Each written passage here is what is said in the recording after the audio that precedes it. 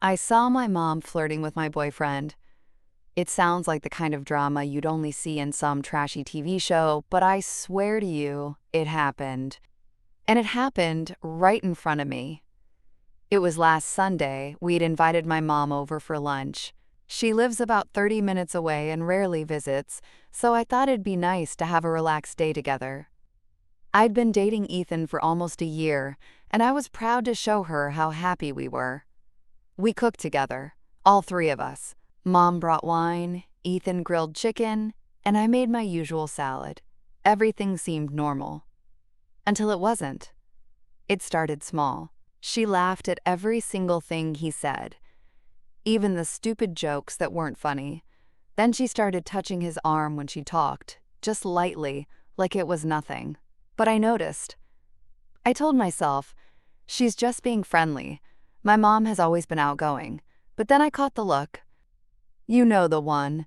The slow scan of the eyes, the little smirk, the kind of look you give someone you're interested in. My stomach tightened. Ethan seemed flustered. He'd smile awkwardly, look at me, then back at her. But he didn't tell her to stop.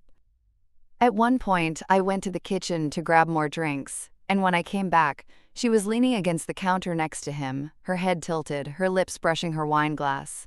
She was telling him some story from her wild 20s, and he was laughing, not the polite kind of laugh, the interested kind. I stood there, holding the drinks, my pulse hammering in my ears. When they finally noticed me, my mom smiled like nothing had happened. "We were just talking about old times," she said. But the way she looked at him when she thought I wasn't watching told me everything I needed to know. After lunch, Ethan went to take out the trash and I pulled her aside. "Mom, what was that?" I asked.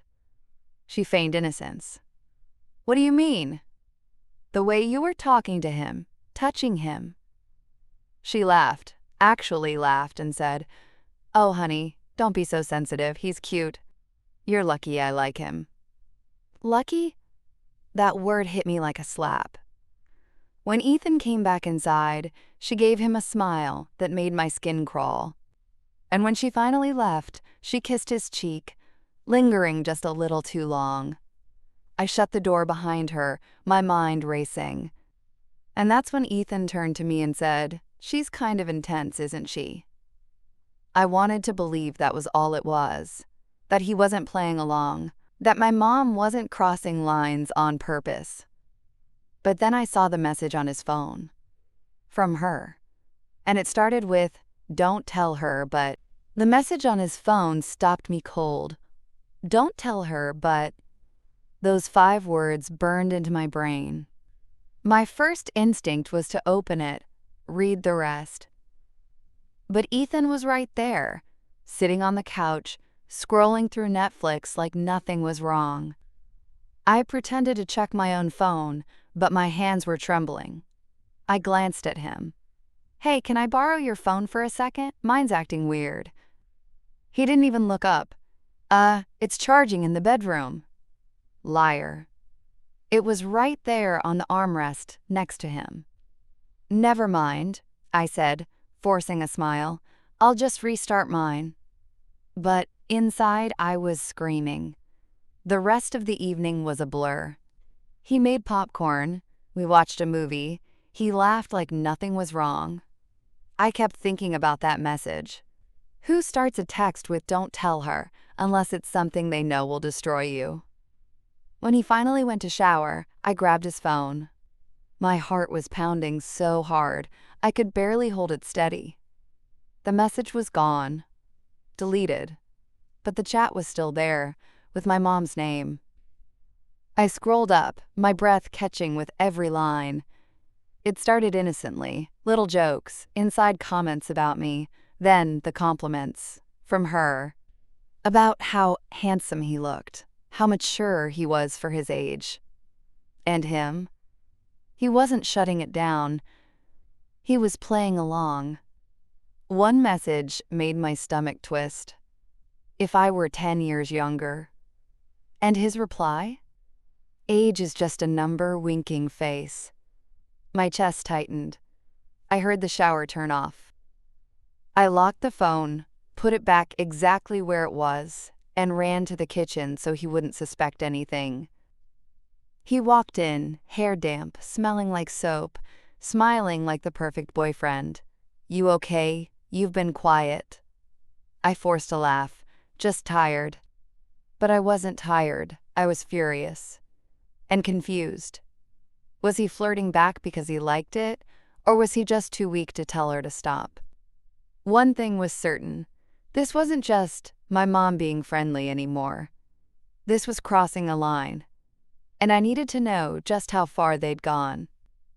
The next morning, I made up an excuse to stop by my mom's house. She looked surprised to see me. "Everything okay?" I smiled. "Yeah, just thought we could talk." She poured coffee, acting like nothing had happened. But then she said something that made my blood run cold. "So, did Ethan tell you about our little secret?" Our little secret? The words hit me like ice water. My fingers tightened around the coffee mug until I thought it might crack. I forced a smile. "What secret?" She smirked, not the warm motherly smile I'd grown up with. This was different, playful, almost smug. "Oh, come on," she said, stirring her coffee slowly. "Don't tell me he didn't say anything." I swallowed. "He didn't." Her eyes lit up, like she was enjoying this. "Well, I guess I shouldn't ruin the surprise." "Surprise?" I kept my voice light. "You can tell me." "I won't say anything to him." She tilted her head, studying me, like she was trying to decide if I was worth letting in on the joke. Then she leaned in slightly, lowering her voice. "We've been texting," she said, "about you, about your habits." My heart slammed against my ribs. "What do you mean?" She laughed softly. "Oh, you know, how you're always so serious, how you don't let him relax, how you like things done your way." She sipped her coffee, watching me over the rim of the cup. "I'm just trying to loosen him up a little." Loosen him up. I wanted to throw the mug at the wall. "By flirting with him?" I asked, my voice sharper than I meant. Her smile didn't fade. "Honey, it's harmless. Men like a little attention now and then. Keeps them interested, keeps them on their toes." "This isn't normal," I said quietly. "You're my mother." She shrugged, completely unfazed. "And he's an attractive young man. I'm just saying you should be careful. You wouldn't want to lose him." Lose him? Like she thought she could take him from me. I stared at her, searching her face for any sign of guilt. There was none. She was calm, comfortable, like she had all the time in the world to play whatever game she thought she was playing. Then she added, almost as an afterthought, "Besides, it's not like he's complaining." I felt my hands shake. I set the coffee down before I dropped it. This wasn't just harmless teasing. She was enjoying the idea of pushing boundaries, of seeing how far she could go without me cutting her off completely. And Ethan, if he really wasn't complaining, what else had they been talking about? I stood abruptly. "I have to go," I said. Her smirk widened. "Tell Ethan I said hi." I didn't answer. When I got back to my car, I sat there for a full minute, gripping the steering wheel, my mind racing. I needed proof, not just for me, but so that when I confronted them both, neither could talk their way out of it. I pulled out my phone, opened the messages between them I'd photographed the night before, and started scrolling. That's when I saw one I'd missed. It was from her. "Next time she's out, come over. I'll make it worth your while." I read that message over and over again. "Next time she's out, come over. I'll make it worth your while." My stomach churned. My mother had crossed lines before, lines I didn't think she'd ever cross with me. But this? This was a straight-up invitation. And Ethan. He didn't say no. His reply was just, "When?" That was all I needed to see. I could have confronted them right then. I could have sent a furious text, called Ethan, driven straight back to my mom's house. But anger wasn't enough. I wanted them cornered. I wanted them to have no room to twist the truth. So I made a plan. I told Ethan I was going to have a girls' night with my friend Olivia next Friday. I watched his face when I said it. That tiny flicker in his eyes, gone in a second, like he'd just remembered something important. "Sounds fun," he said. "I'll just hang out at home." "Yeah," I smiled, keeping my voice steady. "You do that." I texted Olivia right after. Need your help, no questions. I'll explain later." Olivia, "Oh God, what's going on?" Friday night, I need you to be my alibi." Then I went shopping for something I never thought I'd buy, a small wireless camera. On Friday, I left the apartment like I said I would. I kissed Ethan on the cheek before I left, pretending I was excited for my night out. His smile was too easy, too comfortable. I drove 2 blocks away, parked, and walked back on foot, staying close to the shadows. Through the window I could see him pacing, checking his phone. And then, the knock at the door. My heart pounded. He opened it, and there she was. My mother. She stepped inside without hesitation, her hand brushing his arm as she passed. I pressed myself closer to the wall, my hands shaking, my breath shallow. The audio from the tiny camera in the living room crackled in my earpiece. Her voice was soft. "So, she's gone for the night?" "Yeah," Ethan said. "She won't be back until late." Silence for a beat. Then my mother's laugh. Low, almost intimate. "You know," she said, "we don't have to pretend anymore." When my mom said those words, "We don't have to pretend anymore," I felt my entire body go cold. Ethan didn't respond right away. I could hear him moving, maybe shifting his weight, maybe thinking about what to say. Then he laughed. It wasn't a nervous laugh. It was the kind of laugh that says, "Yeah, I've been waiting for this." My hands tightened into fists. The audio crackled again. She said, "You know, you could do so much better than her. Better than me." From my own mother's mouth. Ethan's voice was lower now. "Maybe, but I didn't think you'd ever." She cut him off. "Oh, I've thought about it. More than once." I felt my nails dig into my palms so hard it hurt. My heart was racing, my mind screaming at me to burst through that door right now. But I forced myself to stay put. I needed to see exactly how far they'd go. I could hear the sound of movement, a soft thud, like someone setting down a glass. Then, her laugh again, closer this time. "Do you want me to prove it?" she asked. That was it. I didn't care about catching the perfect evidence anymore. I didn't care if they had an excuse ready. I wanted them to see me, to know I knew. I walked up to the door, my steps slow and deliberate, my pulse hammering in my ears. I pushed it open without knocking. They both froze. My mother's hand was on his arm, her body turned toward him. Ethan's eyes went wide, and he stepped back like the space between them was suddenly too small. "Well," I said, my voice shaking but loud enough to fill the room, "don't stop on my account." Ethan opened his mouth, but nothing came out. My mother just smiled, that same smug, infuriating smile from before. "I thought you were out," she said, her tone calm. "Yeah," I said, walking further inside. So did he. For a second, no one moved. The air felt heavy, the tension thick enough to choke on. Then Ethan said, "It's not what it looks like."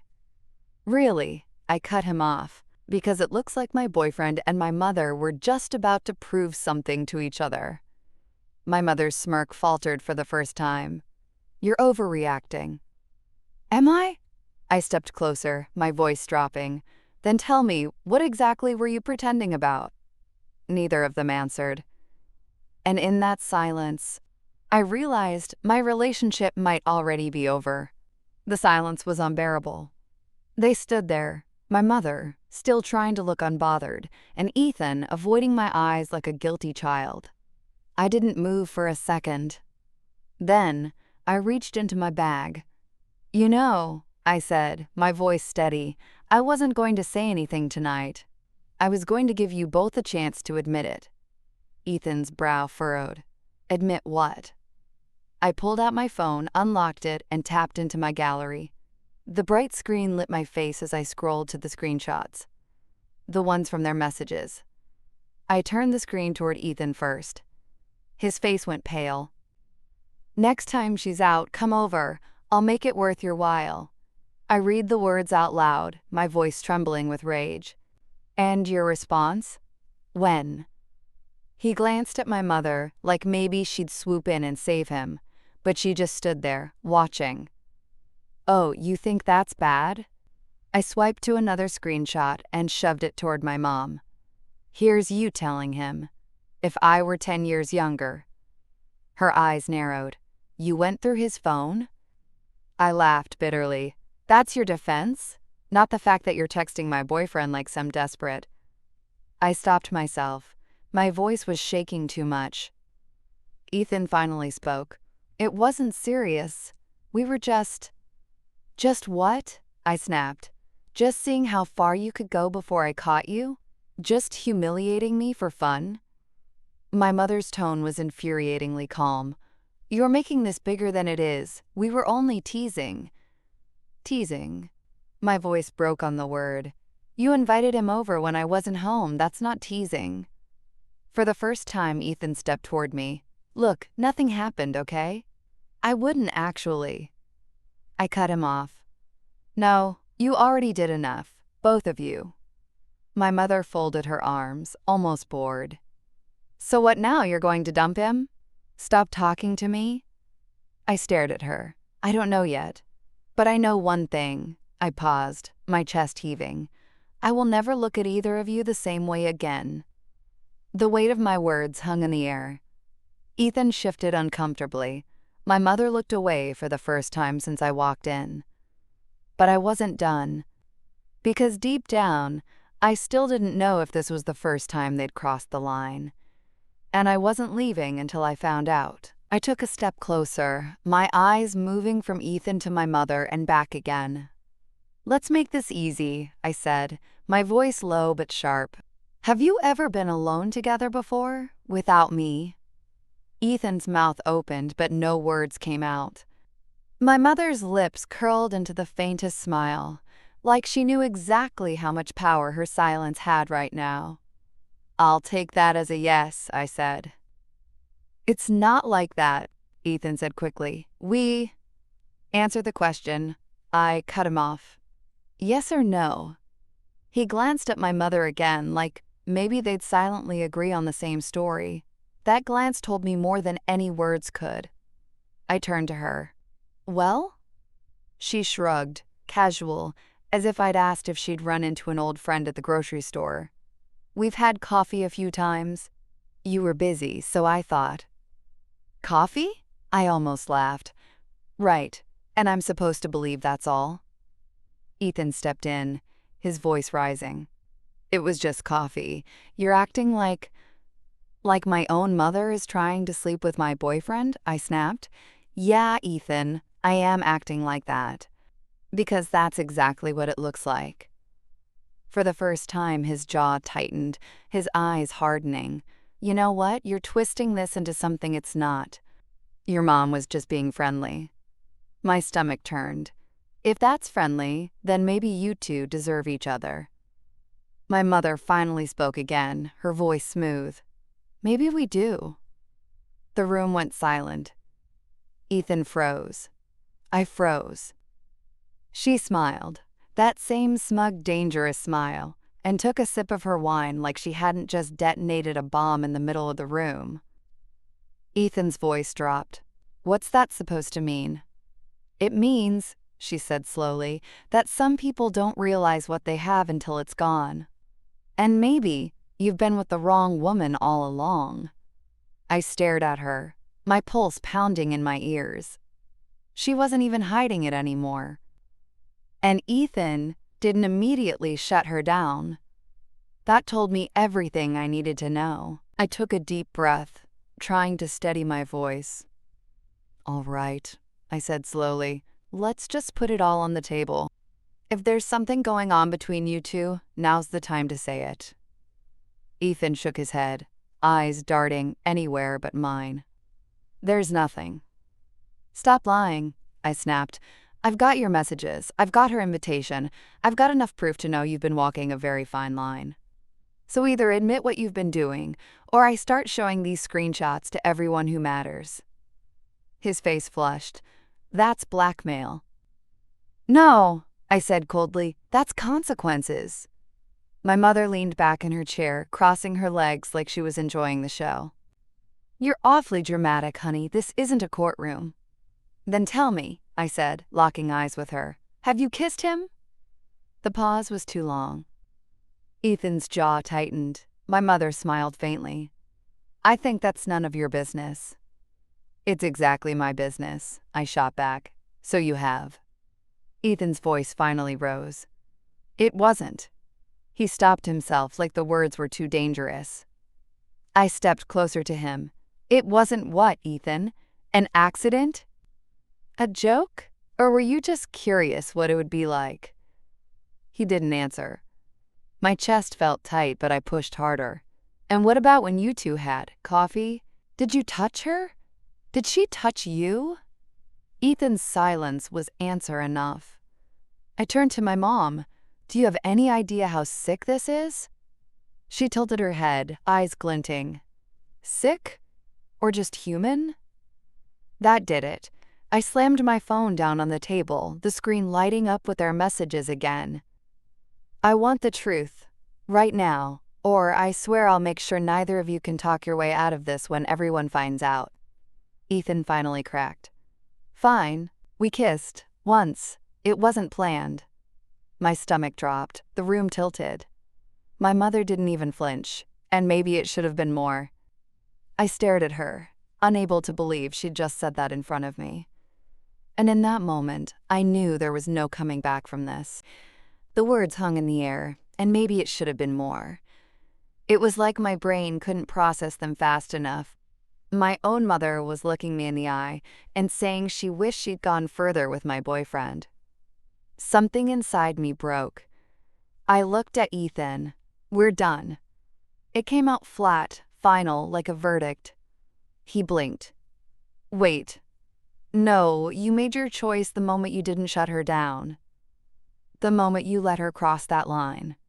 You don't get to play the "it didn't mean anything" card anymore.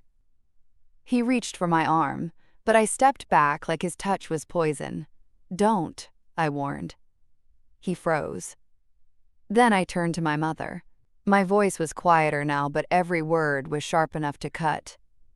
You've destroyed something I can't get back. Not just my relationship, my trust. You were supposed to protect me, not compete with me. Her expression shifted for just a second, like my words had actually landed, but it was gone just as fast, replaced by that infuriating calm. You'll get over it, she said softly.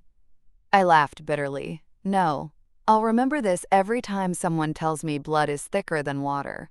I'll remember that my own mother didn't care if she hurt me, as long as she got what she wanted. Ethan finally spoke again.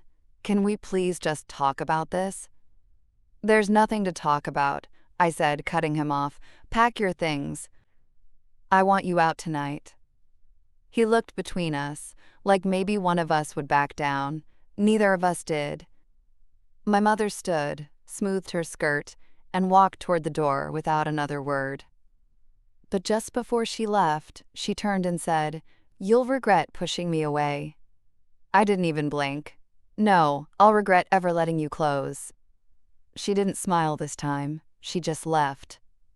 The door clicked shut behind her, and the silence that followed was deafening. Ethan opened his mouth again, but I held up my hand. Save it. There's nothing you can say that erases what I heard, what I saw, or what you allowed. His shoulders sagged.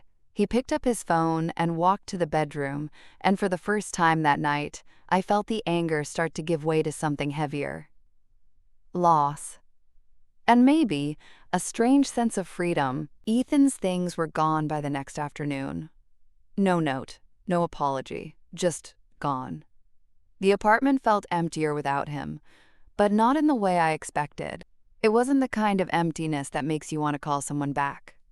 It was peaceful. I spent the day cleaning, throwing out the blanket we'd always used on movie nights, deleting photos from my phone. Every click of the delete button felt like I was cutting another thread tying me to him. As for my mother, I didn't hear from her for 3 days. Then a text came through. "You're being childish.